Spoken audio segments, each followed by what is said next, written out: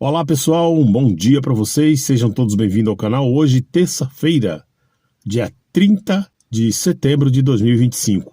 Ontem à noitinha eu fiz uma publicação, não foi um vídeo, foi apenas uma publicação de um print, né? E escrevi lá sobre a situação do Bolsonaro, que ele recebeu a visita do Tarcísio de Freitas e do Flávio Bolsonaro, do senador Flávio Bolsonaro, filho dele. E logo em seguida ele passou mal, muito mal, com soluços e dores abdominais. O Carlos Bolsonaro, que está sempre presente, estudou, pediu oração e estava estudando a possibilidade dele ter que internar o pai dele, o Bolsonaro. Porém, eles chamaram o médico, né, que trata do Bolsonaro. O médico chegou, avaliou e não foi necessário ter que recolher o Bolsonaro a um hospital para fazer cirurgia ou qualquer outro tipo de tratamento. Pois bem, logo em seguida, há umas 8 horas atrás, 9 horas atrás, já de madrugada, o Carlos Bolsonaro fez uma publicação dizendo que esse mal-estar do Bolsonaro tinha passado e estava em observação, lógico, né? Aquilo sempre que eu falo para vocês, né, gente? Bolsonaro nunca mais será o mesmo. Eu não vou ficar sempre falando as mesmas coisas, de que ele não está bem e tal, porque dá a sensação que a gente quer o mal do cara. Mas o Bolsonaro nunca mais será o mesmo, né? E ele sempre será ali alvo desses problemas de saúde. Volta e meia, até o seu último suspiro, ele vai ter esses problemas. Agora, como eu sempre digo, vou repetir, para Deus nada é impossível. Um sopro de Deus, Bolsonaro fica bom. Lógico que na condição dele já é um senhor, né? Mas esse problema dele, que ele está sempre crônico, devido à facada, uma facada que até hoje não descobriram quem está por trás, mas se fosse a esquerda, eles estariam fazendo passeata, fazendo manifestações e todo dia na mídia, na televisão, falando sobre a tal facada que o queridinho deles tinha tomado. Mas a gente sabe o que está por trás disso tudo. Bom, o que eu quero dizer aqui a vocês é o seguinte: tem uma publicação aqui que vai bem de encontro com essa situação do Bolsonaro e é muito importante que vocês tomem conhecimento. O Dr. Jeffrey Chiquini já fez uma revelação de que o Bolsonaro já está preso de forma irregular. Lembrando a você que ele não está preso por causa da condenação da tal tentativa de golpe. Deixa claro isso aqui. Ele está preso por uma outra situação, que é a situação daquela taxação, do Eduardo Bolsonaro estar nos Estados Unidos. Que sempre ele, o ministro Alexandre de Moraes, incluiu o Silas Malafaia e o Bolsonaro nesse inquérito que consta o Eduardo Bolsonaro e o Paulo Figueiredo, que estão nos Estados Unidos. Eles dizem que traidor da pátria e tal, então inclui os dois, o Bolsonaro e o pastor Silas Malafaia. Bolsonaro está preso em casa, com tornozeleira, mesmo diante dessa situação. Eu vou ler essa matéria aqui para vocês, e esse vídeo vai ser só essa situação aqui, mas eu preciso dizer para vocês, eu vejo o Bolsonaro como aquele passarinho, eu não sei se é rolinha, tem um passarinho que você não pode prender ele, né? Se você prender, ele morre. Ele fica 1 dia, 2 dias, você pode dar água, comida, brincar, ele vai morrer. Ele não nasceu. Na verdade, nenhum pássaro, nenhuma ave nasceu para ficar preso. Essa é a verdade. Assim como nós. Mas eu vejo o Bolsonaro, porque tem uma ave que ela é específica. Botou, mas morreu. As outras ainda, né, se adaptam e tal. E eu vejo o Bolsonaro assim. Então o Bolsonaro, além dele estar com esse problema de soluços do estômago devido à cirurgia, devido primeiramente à facada, ele tem esse problema. O cara não nasceu para ficar preso. Bolsonaro é um cara destemido, é um cara da rua, é um cara que alegre, um cara que gosta de viver a vida. Então estão matando ele de 2 formas, tá? Agora tem um detalhe, como eu falei para vocês, hoje, nesse momento, aliás, já desde quando prenderam ele está preso de forma errada. Eu vou ler essa matéria aqui e vocês vão entender perfeitamente por que Bolsonaro está preso de forma equivocada. Hoje, olha aqui, ó. Presta atenção, olha o print aí, ó. Inclusive, esse PGR, que também para mim não quer dizer nada, comunista é uma desgraça, né? Não existe, recuou, não existe, não é, não tá. Para mim não cola, mas tudo bem. Aqui ele fez uma graça, ainda bem, agora eu não sei se é por causa da Lei Magnitsky, né? Eles estão, enfim. Olha aqui, PGR irrita a Polícia Federal e se afasta de Moraes. Eita, Josemil, o que quer dizer isso? Pois é relacionado à prisão do Bolsonaro. É relacionado à prisão do Bolsonaro. O PGR Paulo Gonet, ele já reconheceu que nem o Silas Malafaia e nem o Bolsonaro tem nada a ver com as denúncias que o Eduardo Bolsonaro e o Paulo Figueiredo estão fazendo nos Estados Unidos. E já enviou para Moraes. A decisão agora é do Moraes. Isso foi ontem, tá, gente? Essa matéria é de ontem. Vamos aguardar quantos dias, quantos minutos, quantas horas. Não pode xingar não, né? A excelentíssima lá, a excelência ministro da Justiça, Justiça, né? Pô, rapaz, não é brincadeira não. Alexandre de Moraes vai mandar soltar o Bolsonaro. Vou ler a matéria aqui.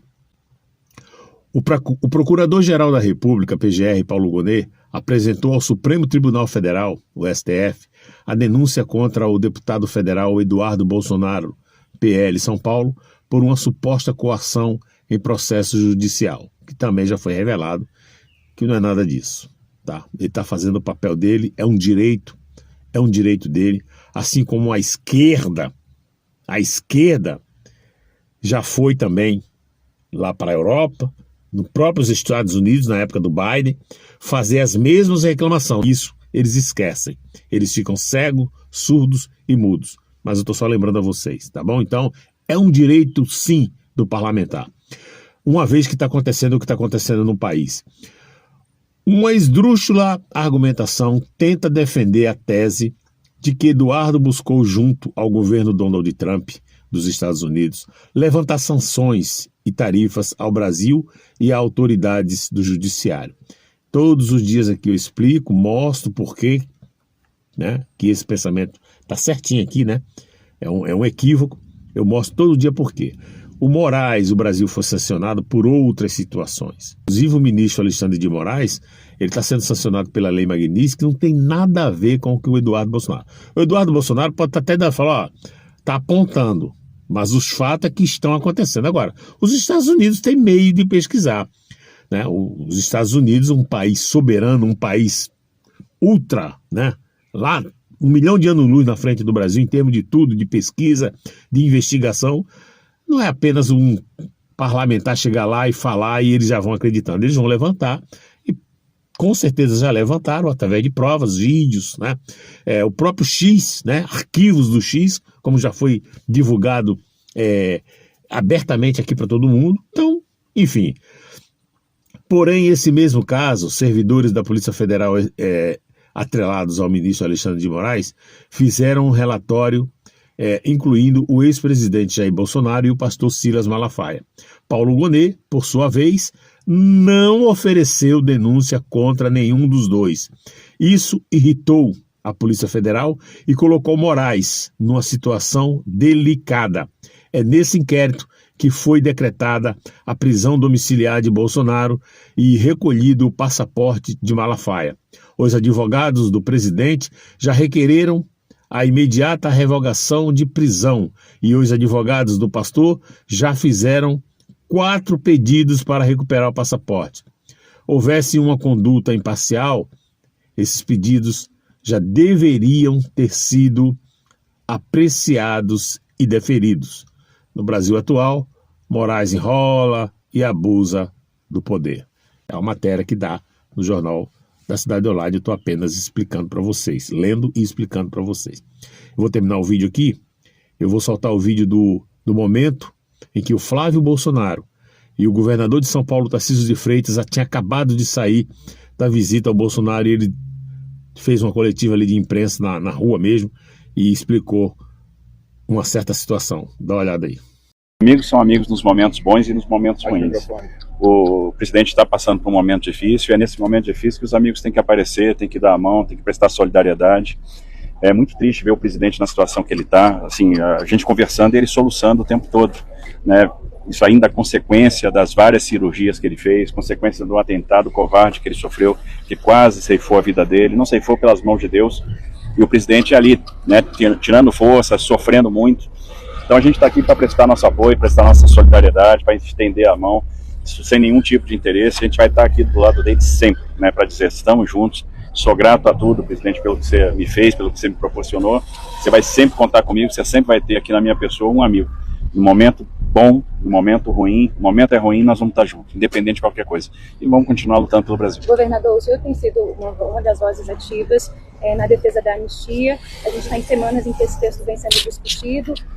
Imagino que tenha sido uma pauta dessa conversa também. Como é que continua sendo a posição do ex-presidente e também a do senhor? Olha, não foi pauta não, por incrível que pareça, a gente não conversou sobre isso. Mas eu quero dizer que eu já coloquei a minha posição claramente.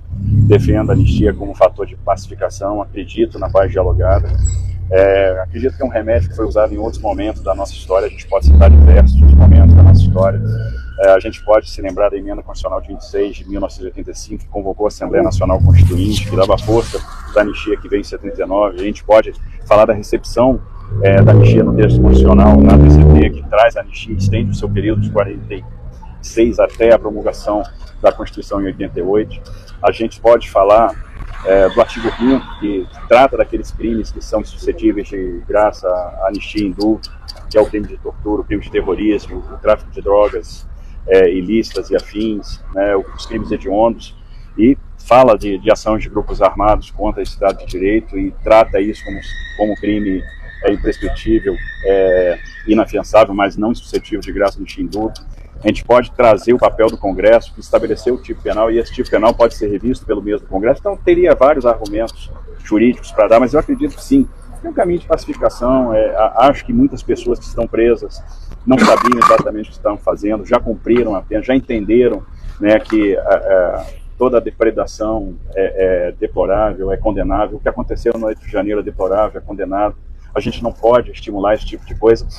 E não é falar de privilegiar, eventualmente, uma reincidência ou uma impunidade. Não é nada disso. É conquistar um caminho para a paz. Eu acho que a sociedade merece esse caminho de paz. É uma opinião pessoal. A gente sabe que é uma opinião dividida, não há uma convergência nesse tema. Tem pessoas que concordam, tem pessoas que discordam. Eu tenho a minha opinião. A minha opinião. É isso aí. Ele falou tudo. Não é questão de que impunidade eles vão fazer de novo. É por questão de justiça. Já houve isso. Gente que matou, sequestrou, usou arma, foram anistiados. Ele explicou tudo aqui e falou também da situação do Bolsonaro, amiga para todas as horas. Ainda hoje eu vou estar falando sobre o que aconteceu ontem na pandemia. Olha, gente, a coisa tá pegando fogo.